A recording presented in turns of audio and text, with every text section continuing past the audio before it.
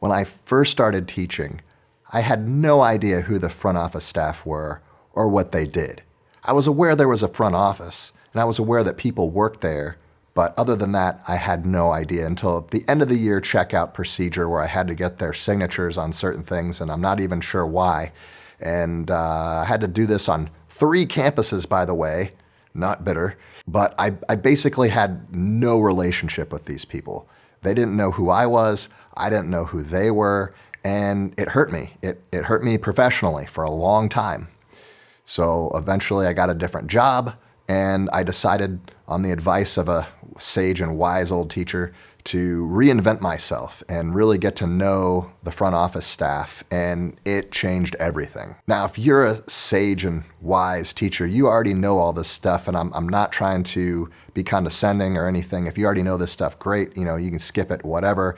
But it's something that I had to figure out the hard way. So I thought if I could talk to my younger self and give my younger self some advice, basically that's what this episode is going to be about. So, front office staff. Throughout the year, I like to do random acts of kindness for the front office staff, especially, maybe give them some baked goods, throw them a gift card every once in a while. Hey, thanks for doing what you do. So it could be something as simple as just, grabbing their mail from the mailroom and just giving it to them. Here's your mail. Something that they'll appreciate, something that saves them time during the day. I also just chit chat with them about whatever and, just start building relationships there. I know about their kids. They know about my kids. I know what they did over the weekend. We have a good relationship.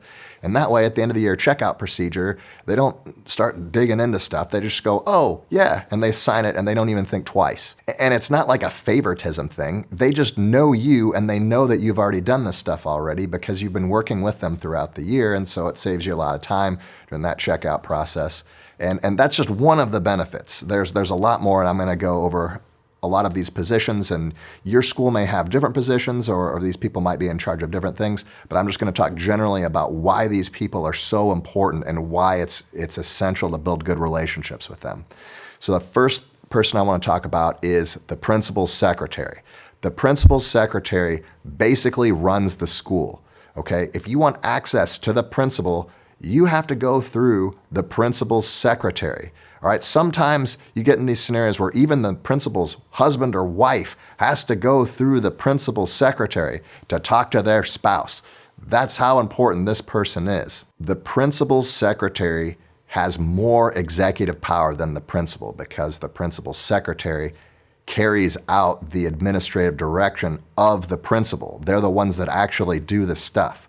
So what does your principal's secretary do? If you don't know, go build a relationship with them and find out, okay? Sometimes they're in charge of facilities, like, hey, I want to book the cafeteria for this, or I want to, book the whatever. I need an extra classroom. Hey, we're doing region auditions. I need lots of, facility stuff. A lot of times they're in charge of that. A lot of times they're in charge of transportation requests and transportation stuff. So you'll make your request through the principal secretary, and then they'll make their request from transportation. Sometimes you can do it yourself. Sometimes it goes through that particular office. All right. A lot of times they're also in charge of food services. So if you need pizza or if you need, something like that, it goes through the principal secretary. So find out what your principal secretary does and make sure that you build that relationship. So if you need something, you know who to talk to and they know who you are. So they're not just more likely to grant your request, but they kind of have an idea about why you're doing it, and they can think of other things. Oh, well, are you doing this or are you doing that? And they can help you out a lot. The next person I want to talk about in the front office is the bookkeeper. And this should be a no-brainer because most of the time your bookkeeper is your conduit between you and the business office. So this is the person who writes the checks, does the purchase orders, make sure that the vendors of record are what you want them to be, all sorts of money stuff, okay? And we got to have money, we have budgets, we got to be able to spend that money, and this is the person that you need to talk to, okay? A lot of times they're also in charge of fundraising. And if you have a good relationship with them, you're saying, hey, I'm thinking about doing this fundraiser. Has anybody else in the school done this? Is this any good? Or, hey, what are the good fundraisers?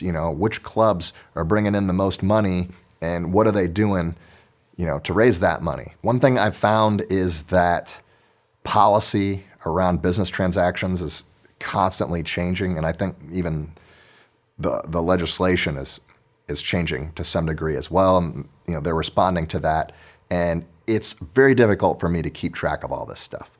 So that's why it's a good thing to build a relationship with a bookkeeper, because you might think something's going to happen a certain way, and they say, no, it's not that way anymore. You got to do it this way now. And so that's why you got to stay in the loop and get to know your bookkeeper and build that relationship. The attendance clerk is super important to know.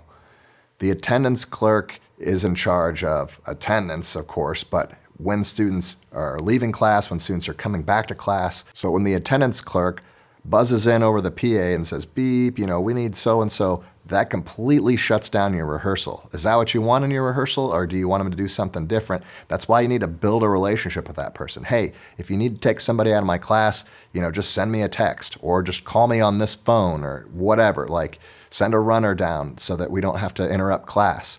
That way you can keep the flow of your rehearsal going, and you're not constantly getting interrupted by the attendance clerk. The other thing that the attendance clerk generally does is, if there's a student that is missing an item, like let's say they forgot their instrument. No student would ever forget their instrument, right? Or they forgot their tuxedo or something, and the parent comes and takes it to the attendance office to give to their student. A lot of times they negotiate that. So if somebody shows up with a violin case, they can say, oh yeah, orchestra. I know about orchestra because I know the orchestra teacher. Yeah, sure. So they can help handle that better than if you had no relationship with them at all. Sometimes item drop-off and that kind of thing is handled by the receptionist. So the receptionist will take the item and then usually give it to the attendance office, because this day and age with school safety, they like to control who gets into the main part of the school and who makes it past the front office area. So a lot of times you got to make it through the receptionist to go do that. And if they don't want to be carded, ID'd, and vetted and all that kind of stuff before they go through the school, they'll just say, hey, here's the violin, and drop it off with the receptionist. The receptionist will then give it to the attendance clerk. So that's another great person to get to know, is the receptionist. Now, the receptionist is to you what the principal secretary is to the principal. Not necessarily that they're carrying out your executive orders and all that kind of stuff, but they're kind of the guardians and gatekeepers to you. And think about all these people that want access to you that you really don't have time to talk to. All these people who are in sales and fundraising and travel and all this stuff, they're constantly calling you and trying to get you to spend your money on their product or whatever. You don't have time for it. If you have a good relationship with your receptionist, you could just basically let them know, like, hey, I don't have time for any of this stuff. If somebody comes and wants to talk, just shoo them off, and they'll probably be more than happy to do that. On the other side of the coin, though, there probably are people within the community that you do want to see. Sometimes you have an instrument repair person coming in, or sometimes you have a guest conductor or clinician or consultant that's coming in to work with the students.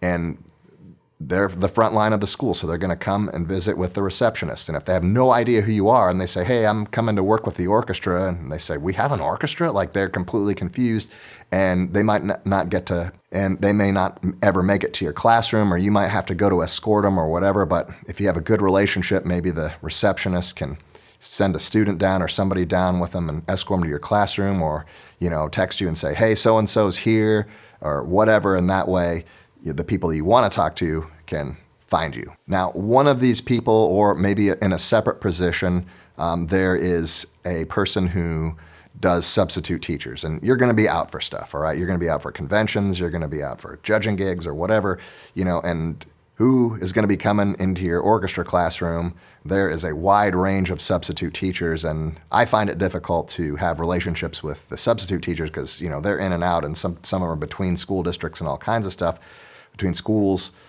So what I like to do is develop a relationship with the person who schedules subs, and I'll check in with them and say, hey, I'm going to be out this day or this day, and, make sure to find me somebody who's not going to make my class into a giant mess when I'm not there.